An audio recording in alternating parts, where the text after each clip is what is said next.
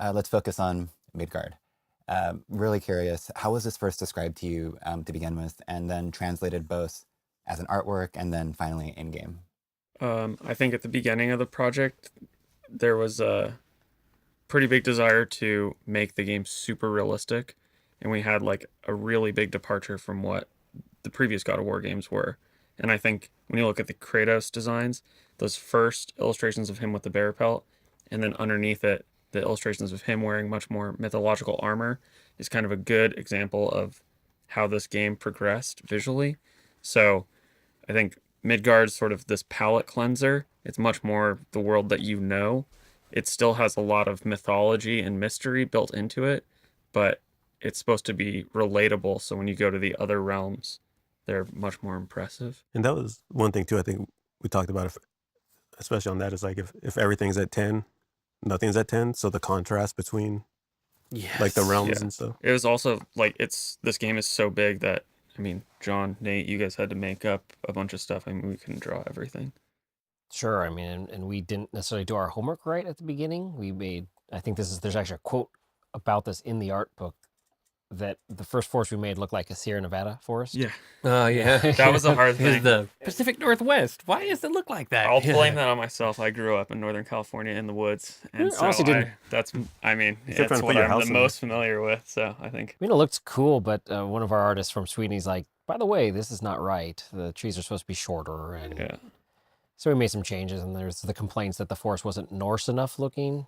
So it really the difference between what we ended up with, what we started with, was just the minimal amount of variety and foliage. Like the Norse forests are like very trees, moss, rocks.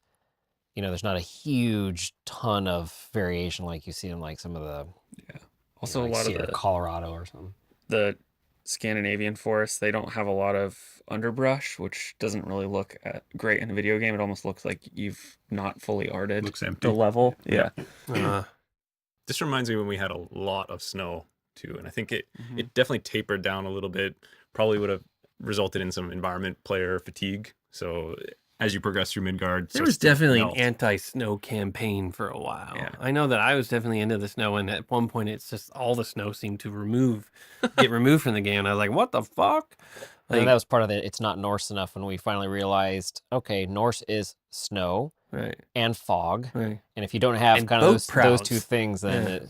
and boat prow. yeah, And and these- runes. Paintings language. too were like uh, around the time when we really right before E3, and we were trying to nail down like what our art direction pillars were, and so all of us kind of constantly for like what was it 2 months locked ourselves in a room and constantly went over, and we had done so much prototypes from the first playable to different concepts to all this stuff, so we really needed to solidify. And I think I love the art direction pillars that we came up with. It's like uh mythical realism is like the overarching idea with the so it's three ideas of the Norse historical detail, mythological, uh Yeah, all the gods and the mythology, Yeah. legends and lore. and then like the pre-digital color, so all the 80s movie influences. Yeah. And I think now we really have a awesome idea and a great direction that is uniquely our own. And that was one thing I think, given that we also looked at in that as we solved that too, is almost didn't want things to look too slick in the characters or the environment. We almost had this thing like let's celebrate the imperfections of what it is, and Yeah. just because it's not as slick, Dirty and lived in, Yeah. right? Like you want that feeling of like the world isn't the backlot at Universal Studios. It's interesting because we started out, I think, in a place that a lot of games start out, and perhaps even movie stuff, but it's easier to achieve this in movies, is that like barren, big monolithic structures to completely barren like landscapes and stuff like that, which looks fantastic in a piece of concept art, garbage when it comes to play because it's a giant empty space, right? And then what remained from that, what was kind of the stair step, was that giant monolithic structures kind of jutting out of these landscapes, right? And I think in the image down on the right has that sort of remnants of these things that are carved out of the mountain, but they still feel like there's some man-made nature to it, as well as sort of just regular nature. And I think that kind of connection, so it kind of felt like God of War has big, epic scale. And I think scale was always fight the big character, and it's nice to see in this one that we're like, we're really going to make this world a character. Mhm. We're going to make objects in there feel like you're dwarfed by them, which I think is awesome. Also, with forests in video games, they have a tendency to look kind of procedural. You get turned around. It's hard to tell. Like ours did not do that. We ended up being on this long enough and with like level design and stuff that you can be dropped into any of the forests in the game and you should be able to get your bearings fairly quickly. Yep. That We redid everyone this has a little bit of opening one personality. like 6 times, dude. Yeah, we did. I feel like we this is We've also remade everything in the game. We remake everything like 4 or Yeah. 5 times. I remember that being shocked, like just seeing all the like amazing 3D art and like Stefan and Dan and all the guys that were just making forest stuff and like running through and seeing the early stuff and then eventually like all the amount of dead undergrowth and just detail that you guys added. As like I had not seen that level of like representation of a forest before. Usually it's just trees. It's a God of War forest. Yeah. I mean, a forest is a forest, like you guys said. Like it's not supposed to be the 10, but this forest, in terms of other, other games, I feel like this one should be the new standard. Hopefully, in terms of, readability and cool level design. You don't get lost. You don't just head off in one direction. They're interesting. Like an interesting forest is hard to do. So for Snowmason, I'm really curious to hear about your guys's, I guess, process in building this. Did you build the story first, then the artwork, and then how did everything come together? Oh, I think it was story first, right? Yeah, I mean, this initial thing came from a story that was founded in the myth that I kind of expanded upon to help touch on the concepts of sort of family relationships. The idea of everything in this game is dealing with parents and their kids.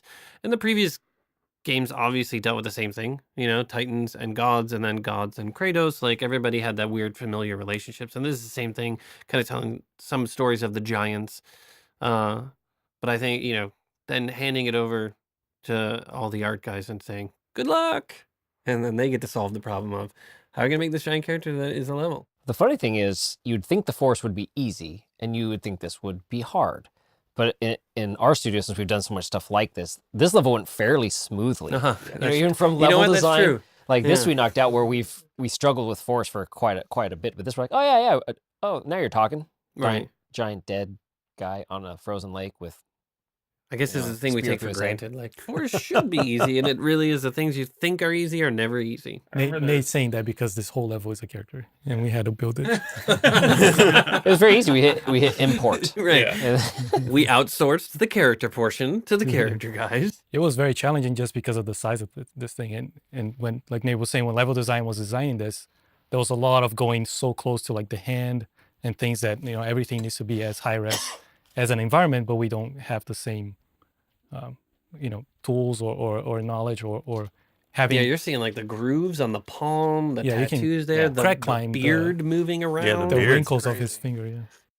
I think too, like we really needed some big God of War set pieces in this game. I think for a long time it was so like realistic, and we were sort of missing some of those elements. So once we kind of got this in, the Caldera, some of the other realms, like it really started to feel like, okay, this is a God of War again. Yeah, I think I wanted people to focus on the things we hadn't done much of. Because, once we do the big thing, it feels like you just fall into the old patterns. So it was nice, like, once people saw this come together. This was also fairly controversial in the ice, right? Yeah. With the uneven ice. Oh And yeah. For the longest time, it was like, we have IK and we're going to be able to do all these moves on it. And so don't worry about the slopes and stuff like that. The number of fucking slope conversations and IK we've had over the duration of this project just to try to achieve that mild incline of the ice, man, that was insane. Yeah, I mean, because the narrative was he fell down, his breath froze the lake, so it wouldn't be flat; it'd be wavy. Right, it'd have a little wave that froze instantly. So we built all the waves, and then Which it looks awesome. And it's just like, we got to the end point and realized, okay, we're only going to be able to support a certain amount of the inclines. But I think because so many balls were in the air of all of the systems that nobody could give any definitive answers on anything. So early on, like on the next one, it's going to be very easy for people to go, this is what we can support because all the rules are established. But when everything is a variable that is unknown, boy, it's hard to get anybody to commit to anything. I think this image helped a lot of people that were coming in early on in the studio to understand the the new God of War, because when they saw this, it was like, okay, I get it. You guys are still making this massive thing, and Oh yeah, it's that's awesome. true. It was one of the images that we always used to explain what the game was going to be. Looking at Alfheim, we talked about this a little bit earlier, but curious was what came first, the character design or the location of Alfheim, or both in tandem? The upper left-hand corner image, that right there, Jung, I did that one actually. you did that one? Yeah. That one right there was the one that spoke most to me. That said, like, I don't know what is about that, but the trees growing towards the central light source, like we had a high concept for it, but that was the one that felt like, wow, the characters started there, the environment started there. Like that one really sort of presented. There was that one and another one where they were walking along the And all the beach. pebbles. I was going to say, there's Yeah. another one So that was those two I think were done similar. at the same time. Yeah. And it was back at Penn Station, I think. Yeah. Right when you guys were in the balcony thing, and I was like, man, that's interesting. Those images told a story, which I thought, okay, how do we replicate that? I think there's literally nothing we can move forward in this studio without having like an intense amount of story and meaning behind it. And one of the things too is I think there's so much like backstory to this place that doesn't fully come through, but when you kind of explain it to people, it's like, so there, that idea of like the living and like sort of the souls coming and living underneath the lake, and that this place is supposed to be sort of supplying all the souls to all the realms of everyone that's born. And so that idea of like a single point of light or life that everything grows towards, and that even the trench has this lindworm which was collecting all the souls and carrying them to the temple. Like that's the motif that's running down. So Oh, the lindworm makes me so sad. That was another cut from the game where it was in the basically architecture. this worm Yeah. that would travel from realm to realm, and when somebody died, would sort of eat the soul of them and kind of carry it off, so that part of them would go to either Valhalla or Helheim, and then they would carry this back to the lake and deposit it in the lake. And we had this whole interaction with the giant lindworm. It was gonna be amazing, and then sadly, the evil word of scope made me cut it out. And then Luke, your idea was like all those trees, because this one really stuck out early on too, I think, to everyone. But they're all growing towards that central. Yeah.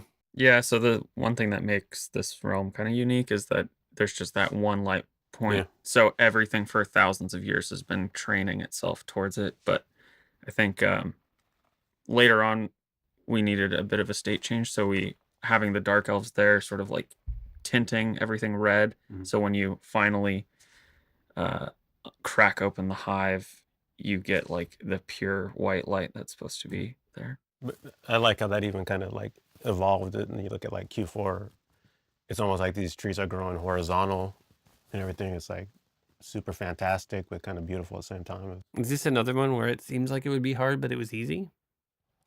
I mean, this whole level, which I think is, I don't know, 2 to 3 hours of gameplay, was almost a full 4-year build. I mean, this was the first level that was designed and Yeah, this concept and did stuff. go So on this for a long this was time. complicated to build, a lot of intricate parts. It's also the first level we sort of started to understand level design on. Like we went a lot of iterations. We couldn't figure out really the core gameplay loop, and this was kind of our petri dish to figure out what's going to really resonate.